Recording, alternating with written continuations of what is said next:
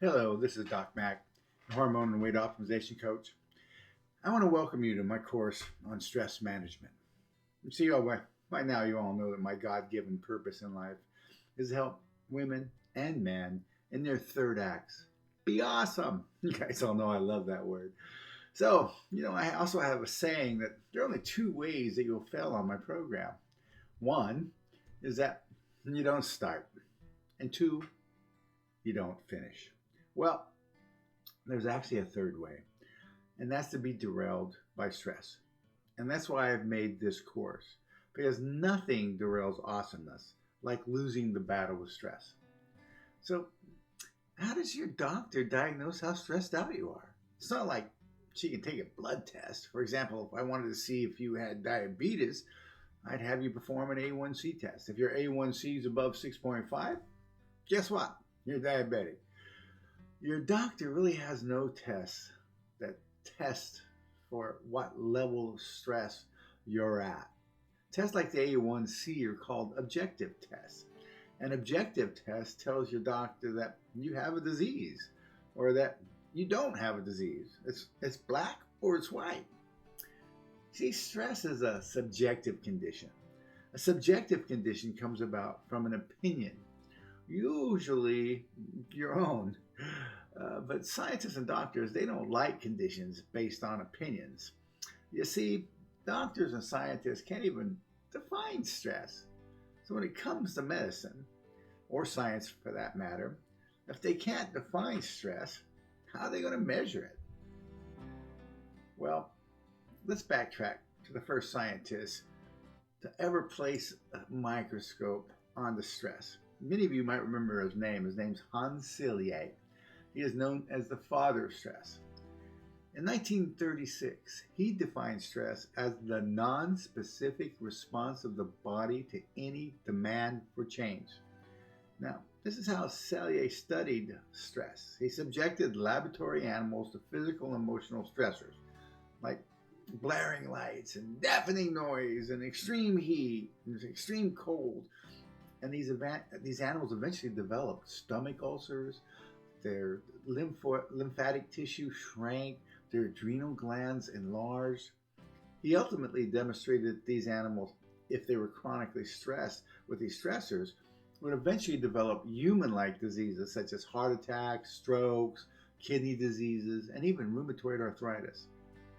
Now you must remember 1936, scientists and doctors thought bacteria and viruses were what caused most diseases. So this was a real breakthrough. Now, as time went on, we all looked at stress and it started becoming a negative situation, a connotation. But in reality, lots of good comes from stress. Mental stress and physical stress, it makes us stronger. It increases longevity and health. For example, the more stress you place on a muscle, the stronger it becomes. The more stress you place on your mind, the stronger it becomes too, up to a point. See, if you place too much stress on a muscle or on your mind, your muscle will tear and your mind will snap. So, I want to tell you a little story here. Once I saw that there were all these centurions, people who lived over 100 years, and that a majority of them had smoked most of their life. And people were asking, well, how do those two correlate? Now, it's not saying that smoking makes you live longer, but what the theory is that the actual stress that smoking caused on the body made their body stronger.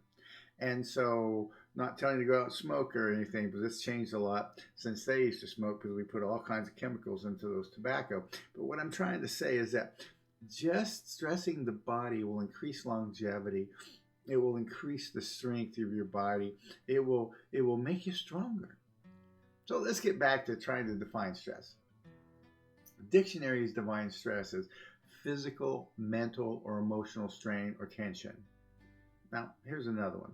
A state of mental or emotional strain or tension resulting from adverse or very demanding circumstances. See, now, Selye struggled with this definition of stress all his life. He just, he couldn't really put his finger on it. He eventually redefined stress as the rate of wear and tear on the body. Now, that one probably works best for what this course is all about. I mean, my passion is to make life awesome, even if we're in the third act. So that means we have to age well. Well, like I said, Say struggled with this, and that even late in his life, a reporter asked him, "Can you please, Dr. Salier, can you give us one final definition of stress?" And this is what he said: "Everyone knows what stress is, but nobody really knows." So that tells you that they've had a very difficult time with this. So now let me explain to you. The reason stress is so difficult to define is that we all handle stress in different ways. For example, once upon a time, I took our children to an amusement park. As we were waiting to load ourselves onto the roller coaster, I watched as the different people waited on the train before it took off. Yeah, I looked it up. It's called the train. Now, some of them were like, "Bring it on!" They were hooping and they were hollering. They were raising their arms high in the air. They actually wanted to make it more stressful. Others were grasping the train's bar with all their strength. And others had their heads down. And even others I looked at had their eyes shut. Now, others like me, we're bored. Not really. So I just must ask, which of these writers was the most stressed? Well, you see, to me, the definition of stress is hormonal. If what you're about to do, or are doing, or just finishing doing, increases your stress hormones, like cortisol being the main one, guess what? You're stressed. Now let's get back to those writers. Which ones were stressed? Those that had increased cortisol levels, if you use my definition. So let me explain. When a tiger jumps out of a bush, we will either fight the tiger or run like the Dickens. I bet my 17-year-old has never even heard the word Dickens. Now, those on the train with their hands up in the air, whooping and hollering, they were a fighting. Now, those with their head down and their eyes shut and holding on to the bar with their dear life, they were a running. They were at flight. Now, none of us have to deal with a tiger jumping out of the bush, but many of us are experiencing modern day tigers. These modern tigers are work and family and now politics. These modern day tigers will cause our cortisol to rise. See, cortisol makes us instantly alert. It makes us run faster. It makes us be stronger. It does this by inducing adrenaline to be released, which also comes from the adrenal glands. And the cortisol also makes you release all of the stores of sugar you have in your liver. It's called glycogen, and so it fills your blood full of sugar so that you can fuel the increased strength and the increased speed. But the problem occurs when you have these modern day tigers jumping out of the bushes when you're at work, when you're at home, when you're on the road, when you're watching your favorite news broadcast, and this will cause chronically high cortisol levels. So what can we do?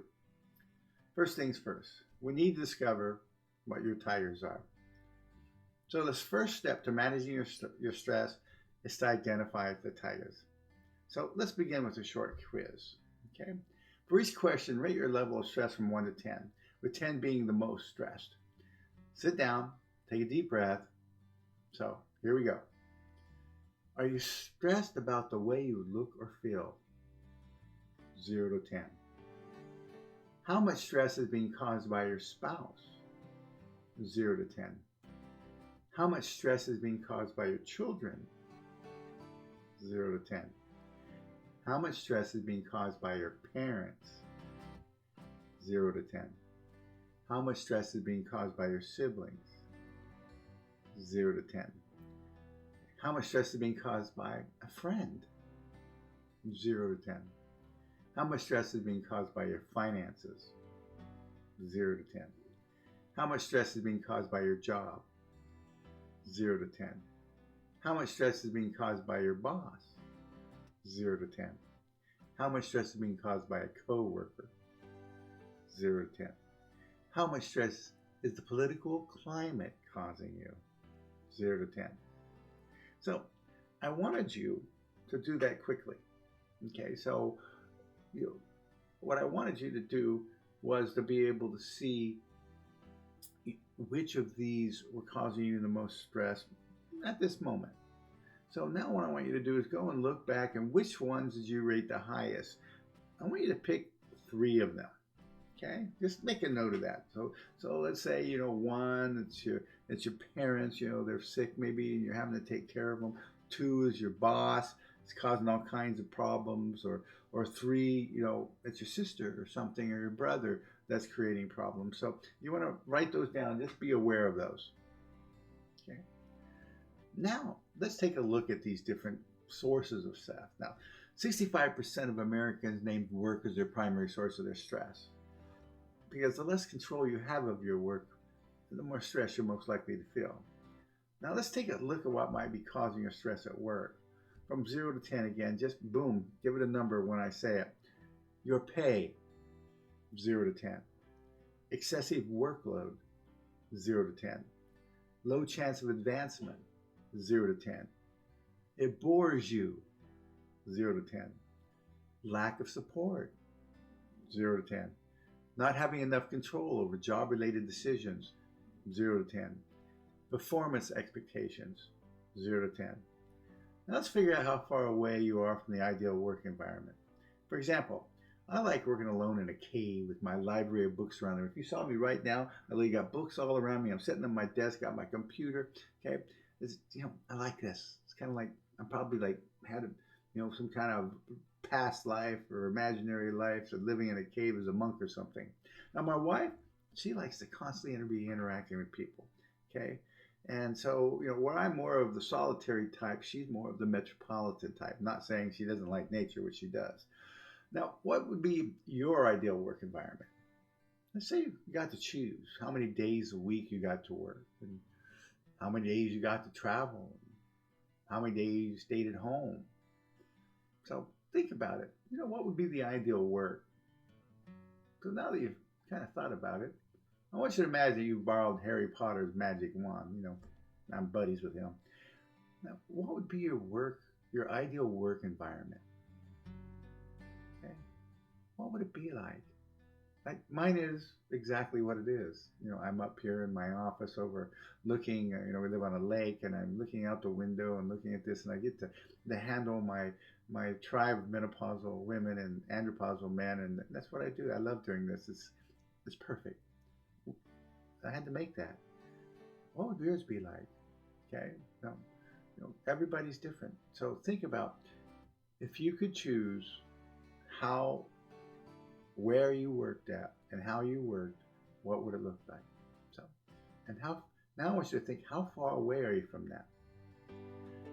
So, again, work is the #1 cause of stress, and so I want you to get an idea of how far away you are from there.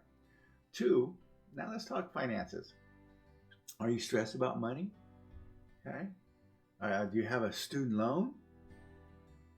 Is your credit card debt enormous? Is your mortgage starting to become too difficult to pay?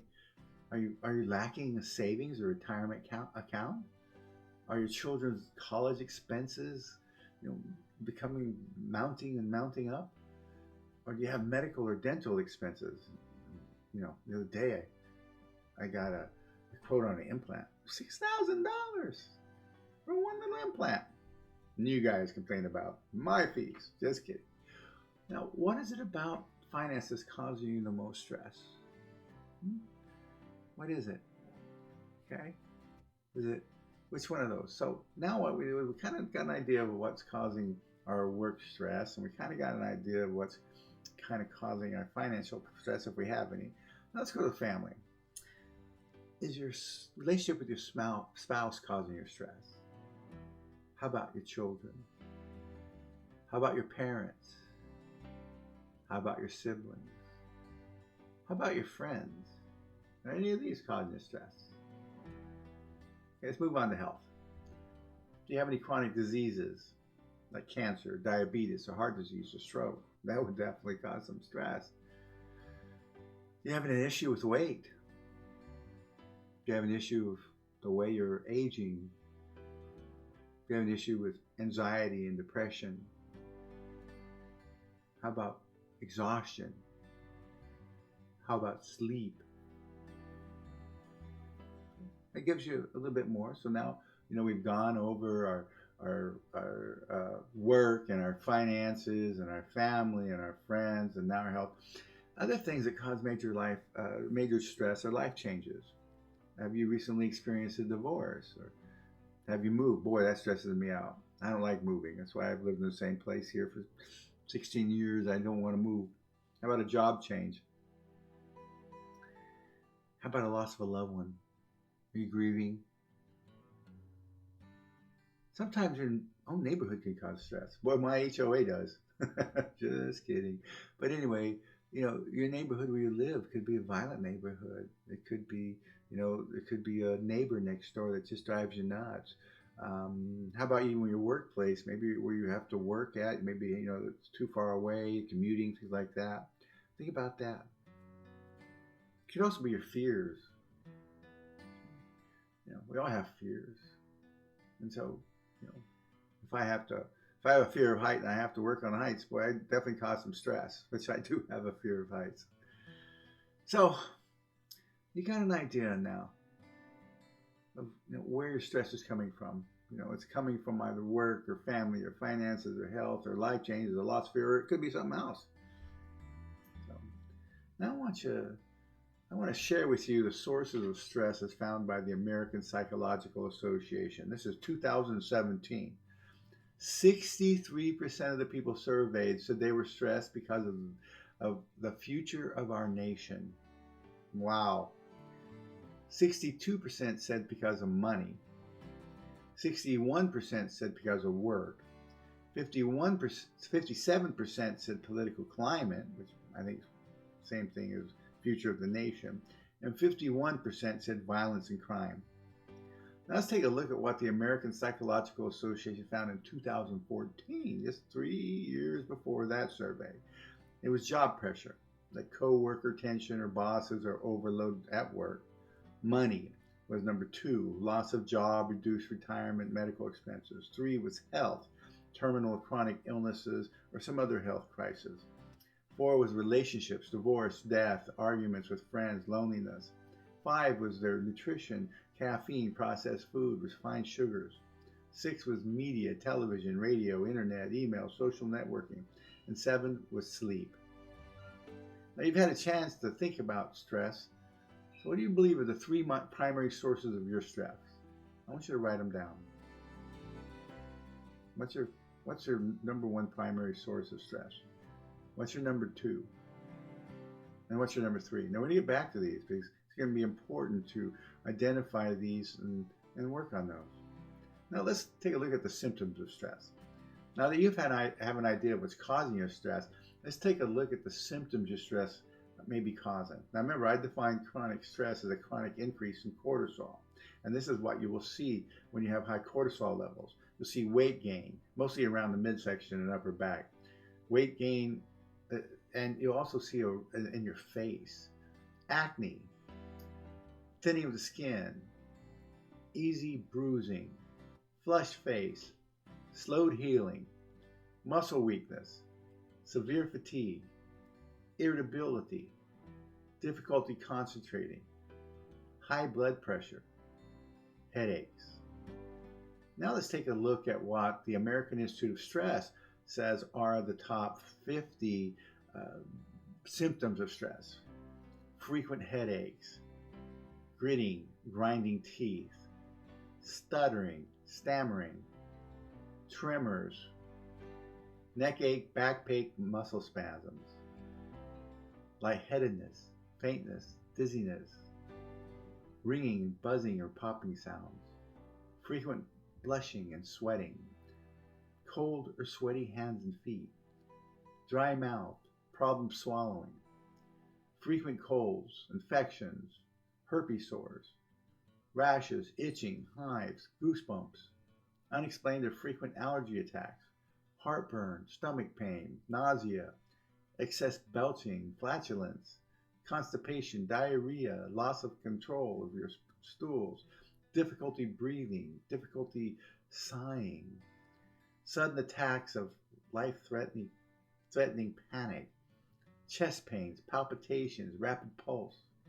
frequent urination, diminished sex drive or performance, excess anxiety, worry, guilt, nervousness, increased anger, frustration, hostility, depression, frequent or mild mood swings, increased or decreased appetite. That's just half of them. If you want all the rest of them, just go down to the PDF that you'll find there that you can download. So, that, of all those symptoms I just mentioned, which of the three that you believe have a direct correlation to your current stressors? Okay, so what are the three primary symptoms that you're suffering from the stress that you're suffering from at this moment? So now that we've identified the three primary stressors and the three symptoms these stressors may be causing, and I've defined stress as a hormonal disruption, let's take a look at your stress hormones. I put a little quiz down there for you. Download that and take that. Okay? And if you flunk that, in your opinion, we're going to do high cortisol, low cortisol, and DHEA. DHEA is very important when it comes to your stress hormones. Okay, you might want to do what's called an adrenal stress salivary assay. And this is a test you can purchase from Amazon. I'm going to supply you with a link there below this video, okay? And there's two of them. One of them just will test the cortisol, well, I call it the cortisol arc, which you're going to learn a lot about here in the future. And another one's going to test your cortisol and DHEA, so make sure to look at that. Now, once you've completed your self-test, text me your numbers, okay? Let me know, I had 7 positive numbers for high cortisol. I had 9 for low cortisol. I had 6 for DHEA. I also want you to text me your 3 primary stressors. You don't have to name names, okay? But this is going to help me a lot in how to guide you.